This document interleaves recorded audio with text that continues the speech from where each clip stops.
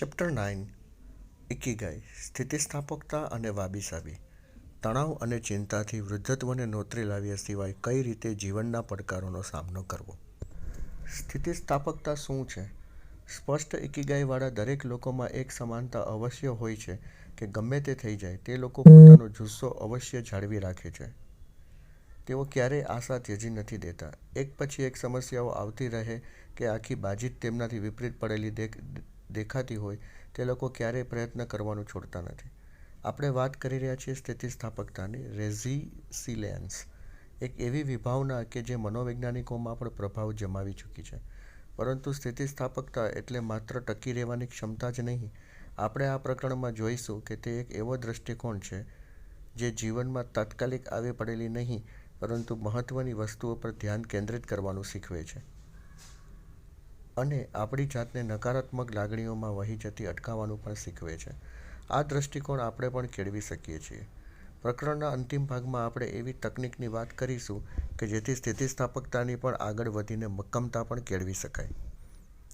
વહેલા કે મોડા આપણે દરેકે અત્યંત અઘરી ક્ષણોમાં સામનો કરવો પડે છે અને આપણે જે રીતે એ સામનો કરીએ છીએ તેને કારણે આપણા જીવનની ગુણવત્તામાં ઘણો મોટો ફેર પડે છે. જીવનના ઉતાર ચઢાવનો યોગ્ય સામનો કરવા માટે મગજ, શરીર અને લાગણીઓની સ્થિતિસ્થાપકતાની પૂરતી તાલીમ મહત્વની બની રહે છે. નાના કરોબી યા ઓકી 7 વાર પડો તો 8 વાર ઉઠો જાપાની કહેવત. સ્થિતિસ્થાપકતા એટલે નિષ્ફળતાઓ સામે લડવાની આપણી ક્ષમતા. આપણે જેટલા સ્થિતિસ્થાપક હોઈશું તેટલી જ સરળતાથી આપણે નિષ્ફળતામાંથી આપણી જાતને સંભાળી શકીશું અને જીવનને પાછું અર્થપૂર્ણ બનાવવામાં લાગી જઈશું. સ્થિતિસ્થાપક લોકો જાણતા હોય છે કે કઈ રીતે ગમે તે થાય તો પણ નિરાશ થયા વિના પોતાના ધ્યેય પર કેન્દ્રિત રહેવું. તેમની સ્થિતિસ્થાપકતા જ તેમની શક્તિનો સ્ત્રોત બની રહે છે. તેઓ જાણતા હોય છે કે કઈ રીતે બદલાયેલી પરિસ્થિતિમાં અને દુર્ભાગ્યના સમયમાં અનુકૂલન સાધવું. એ લોકો પોતે જ જેનું નિયંત્રણ કરી શકે છે એવી વસ્તુઓ પર પોતાનું ધ્યાન કેન્દ્રિત કરે છે અને જેની પર પોતાનું નિયંત્રણ નથી તેની ચિંતા કરવાનું છોડી દે છે. બીજા શબ્દોમાં કહીએ તો રેઇનહોલ્ડ નેબુરની નિર્મળતાની પ્રાર્થના, સેરિનિટી પ્રેયર ની જ વાત તેમાં છે. હે પ્રભુ, અમે જેને બદલી ન શકીએ તેને નિર્મળતાથી સ્વીકારવાની શક્તિ આપ અને જેને બદલી શકીએ તેને બદલવાની હિંમત આપ અને એ બંને વચ્ચેનો તફાવત સમજવાની બુદ્ધિ આપ. બૌદ્ધ ધર્મ અને સમદૃષ્ટિવાદથી લાગણીઓની લવચિકતા. સિદ્ધાર્થ ગૌતમ બુદ્ધનો જન્મ એક રાજકુમાર તરીકે નેપાળ કપિલવસ્તુ નગરમાં થયો હતો અને તેઓ સમૃદ્ધિમાં જ ઉછર્યા હતા. કપિલવસ્તુ નગર ભારતમાં હતું એમ માનવાવાળો વર્ગ પણ વિશાળ છે. 16 વર્ષની ઉંમરે તેમના લગ્ન થયા અને તેમને સંતાન પ્રાપ્તિ પણ થઈ. પોતાની કુટુંબની સંપત્તિથી સંતોષ ન મળતા તેમણે 29 વર્ષની ઉંમરે અલગ રીતે જીવન જીવવાનો પ્રયત્ન કરવા રાજમહેલનો ત્યાગ કર્યો અને સંન્યસ્ત જીવન જીવવા માંડ્યા. જોકે સંન્યસ્ત તેમનું જીવન ધ્યેય નહોતું અને તેમને તેમાં જે સુખ અને સંતોષ જોઈતો હતો તે પણ મળ્યો નહીં. એટલે સંપત્તિ કે સંન્યસ્ત તેમને કામ લાગ્યા નહીં. તેમને સમજાયું કે બુદ્ધિશાળી માણસ જીવનના સુખોની અવગણના કરી શકે નહીં. બુદ્ધિશાળી માણસ ભલે એ સુખની વચ્ચે જીવતો હોય પરંતુ એ સતત એ વાતથી જાગૃત રહેતો હોય છે કે આ સુખના ગુલામ બનવું પણ એકદમ સરળ છે. સાયપ્રસ દેશના સિટીયમ નગરની વતની ઝેનોએ પણ પોતાના અભ્યાસનો પ્રારંભ પ્રાચીન ગ્રીસની સિનિક્સ વિચારધારાથી શરૂ કર્યો. સિનિક્સ પણ દુનિયાવી સુખોને ત્યાગ કરીને સંન્યાસી જ જીવન વિતાવતા હતા. તેઓ ગમે તે રસ્તાની કોરે રહી લેતા અને તેમના ખભે રહેલા કપડાની નાનકડી પોટલી સિવાય તેમની માલિકીનું કશું રહેતું નહીં.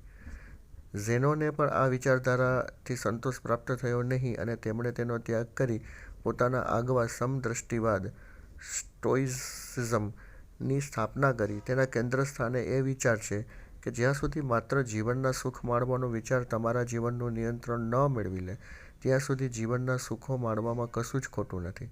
એ સુખ અદૃશ્ય થઈ જાય તો તેના માટે પણ તમે તૈયાર હોવા જોઈએ. સિનિક્સ વિચારધારાની જેમ જીવનમાંથી તમામ લાગણીઓ અને સુખ નાબૂદ કરવા એ ધ્યેય નથી પરંતુ તેમાંથી નકારાત્મકતા દૂર કરવી એ સમદૃષ્ટિવાદનું ધ્યેય છે. બૌદ્ધ ધર્મ અને સમદૃષ્ટિવાદની સ્થાપનાથી જ તેમનો હેતુ રહ્યો છે કે લાગણીઓ, ઈચ્છાઓ અને સુખના ભોગવટ્ટાને નિયંત્રણમાં રાખવા.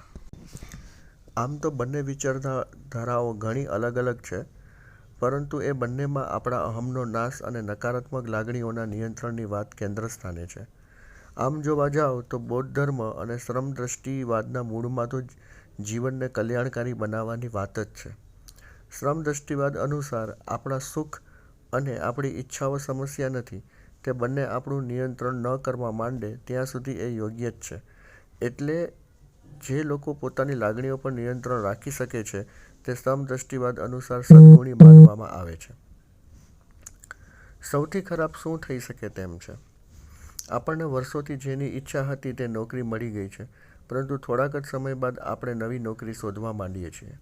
આપણે લોટરી જીતતા નવી ગાડી ખરીદીએ છીએ, પરંતુ આપણને એમ વિચાર આવે છે કે એક યોટ વિના આપણું જીવન નકામું છે.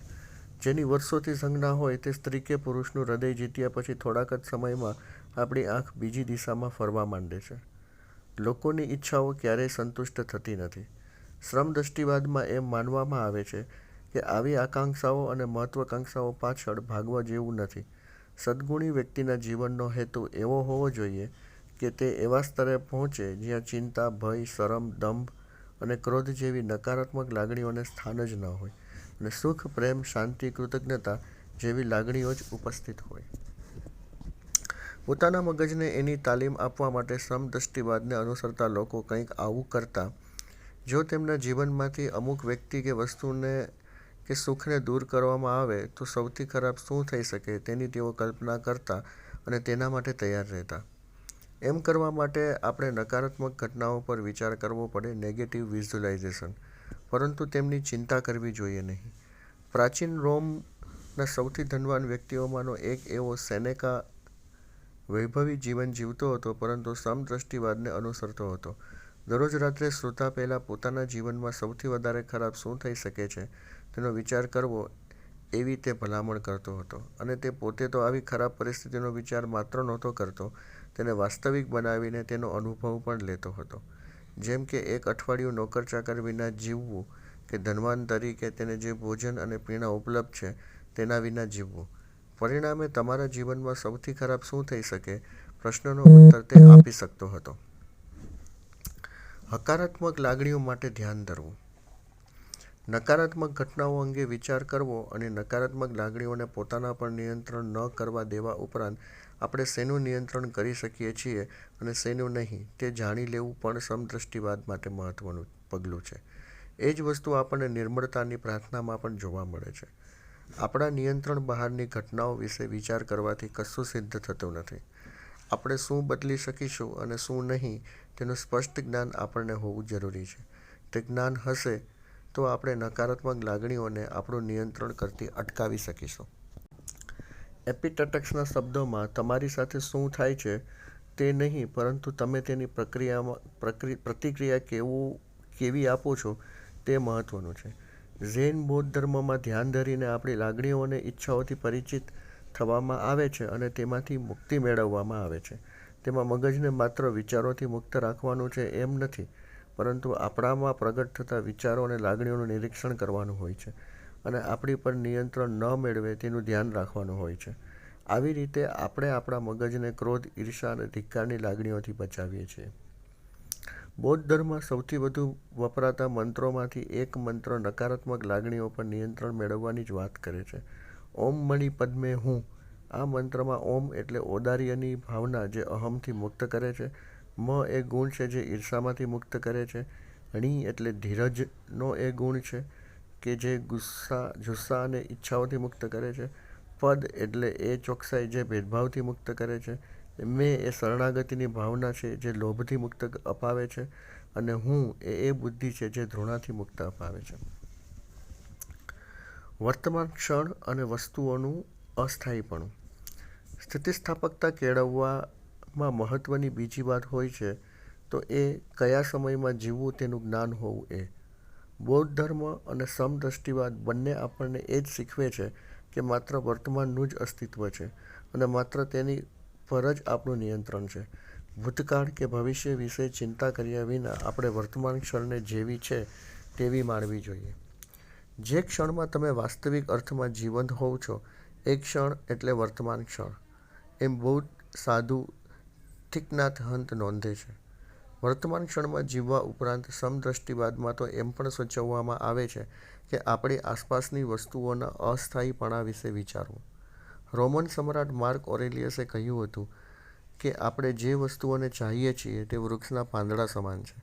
કોઈ પણ ક્ષણે પવનની લહેરકી સાથે તે નીચે પડી શકે છે. તેમણે એમ પણ કહ્યું હતું કે આપણી આસપાસ આવતું પરિવર્તન કંઈ આકસ્મિક ઘટના નથી, પરંતુ તે સમગ્ર બ્રહ્માંડ સાથે જોડાયેલી ઘટના છે. બૌદ્ધ ધર્મમાં પણ એમ જ કહેવામાં આવે છે. જે પણ વસ્તુઓ અને વ્યક્તિઓને આપણે ચાહીએ છીએ તે ક્યારેક તો અદૃશ્ય થવાની જ છે. એ વાત આપણે ભૂલવી જોઈએ નહીં. એ વિચાર સતત મગજમાં રાખવો જોઈએ, પરંતુ તેના કારણે નિરાશાવાદી ન બની જવું જોઈએ. વસ્તુઓ અને વ્યક્તિઓના અસ્થાયીપણાના વિચારથી આપણે ઉદાસ ન થવા જોઈએ. તેને બદલે તે આપણને વર્તમાન ક્ષણ અને આપણી આસપાસની વ્યક્તિઓને વધુને વધુ ચાહવા માટે પ્રેરવી જોઈએ. તમામ માનવીય વસ્તુઓ અસ્થાયી અને નાશવંત છે, સેનેકા કહે છે. બૌદ્ધ ધર્મમાં જગતનું અસ્થાયીપણું અને નાશવંત પ્રકૃતિને કેન્દ્રસ્થાને રહેલા છે. આ વસ્તુ મગજમાં રાખવાથી કશું પણ ગુમાવવાની વધારે પીડા આપણને થતી નથી. વાબી-સાબી અને ઇચિગો ઇચિઈ. વાબી-સાબી એક જાપાનની વિભાવના છે કે જે આ દુનિયાની પરિવર્તનશીલ, અપૂર્ણ અને નાશવંત પ્રકૃતિમાં રહેલું સૌંદર્ય બતાવે છે. આપણે પરિપૂર્ણતામાં સૌંદર્ય શોધવાને બદલે એવી વસ્તુઓમાં સૌંદર્ય શોધવું જોઈએ કે જે અપૂર્ણ અને ખામીયુક્ત હોય. એટલે જ જાપાની લોકો તૂટેલા અને ગાંઠકૂટ વિના બનેલા ચાના કપને પણ મોંઘો માનતા હોય છે. જે વસ્તુઓ અપૂર્ણ, ખામીયુક્ત અને દુન્વયી છે, માત્ર તે જ સુંદર હોઈ શકે, કારણ કે તે વસ્તુઓ જ પ્રાકૃતિક જગતનું પ્રતિબિંબ રજૂ કરે છે. તેની પૂરક એવી ઇચિગો ઇચિઈ નામની જાપાના વિભાવના પણ છે, જેનો અનુવાદ થાય છે, આ ક્ષણ માત્ર અત્યારે જ અને ક્યારેય પાછી આવવાની નથી. એ વાત જ મોટાભાગે સામાજિક મેળાવડાઓમાં સાંભળવા મળે છે, કારણ કે મિત્રો, સગા કે જે અજાણ્યા લોકો સાથે થયેલી એ મુલાકાત અજોડ ઘટના છે અને ક્યારેય એનું પુનરાવર્તન થવાનું નથી. માટે ભવિષ્ય કે ભૂતકાળની ચિંતા કર્યા વિના આ ક્ષણને માણી લેવી જોઈએ. આ વિભાવનાઓનો ઉપયોગ નાની નાની મુલાકાતો અને ધ્યાન ધરવાની ઝેન પદ્ધતિ અને જાપાનની માર્શલ આર્ટમાં કરવામાં આવે છે, અને એ દરેકમાં વર્તમાન ક્ષણમાં હાજર રહેવાની વાત પર ભાર મૂકવામાં આવે છે.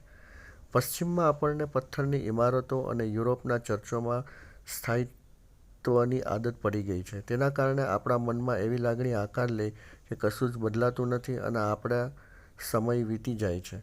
એ સત્યને પણ ભૂલી જઈએ એમ પણ બને છે. ગ્રીક રોમન સ્થાપત્યમાં સપ્રમાણતા, સ્પષ્ટ રેખાઓ, ભવ્યતાઓ અને સદીઓ સુધી ટકી રહે તેવી ઇમારતો અને ભગવાનની મૂર્તિઓ પ્રત્યે સવિશેષ પ્રેમ જોવા મળે છે.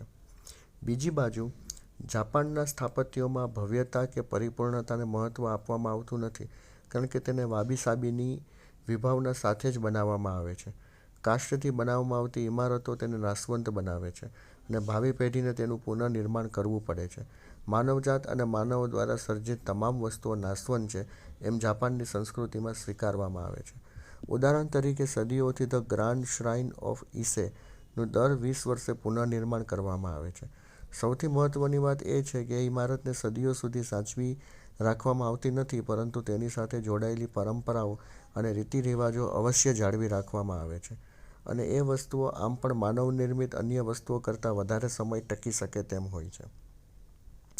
સૌથી મહત્વની વાત એ છે કે આપણે સ્વીકારવું પડે કે અમુક વસ્તુઓ પર આપણું નિયંત્રણ હોતું નથી, જેમ કે વીતી જતો સમય અને આપણી આસપાસના જગતનું નશ્વરપણું. ઇચિગો ઇચિઈ આપણને વર્તમાનમાં જીવવાનું અને જીવન લઈને આવે છે તે દરેક ક્ષણને માણવાનું શીખવે છે. એટલે જ આપણું ઇકિગાઈ શોધવું અને તેને પામવા મથતા રહેવું મહત્વનું છે. વાબી-સાબી આપણને આપણી આસપાસ રહેલી અપરિપૂર્ણતામાં સૌંદર્યબોધથી વિકસવાની તક પામવાનું શીખવે છે.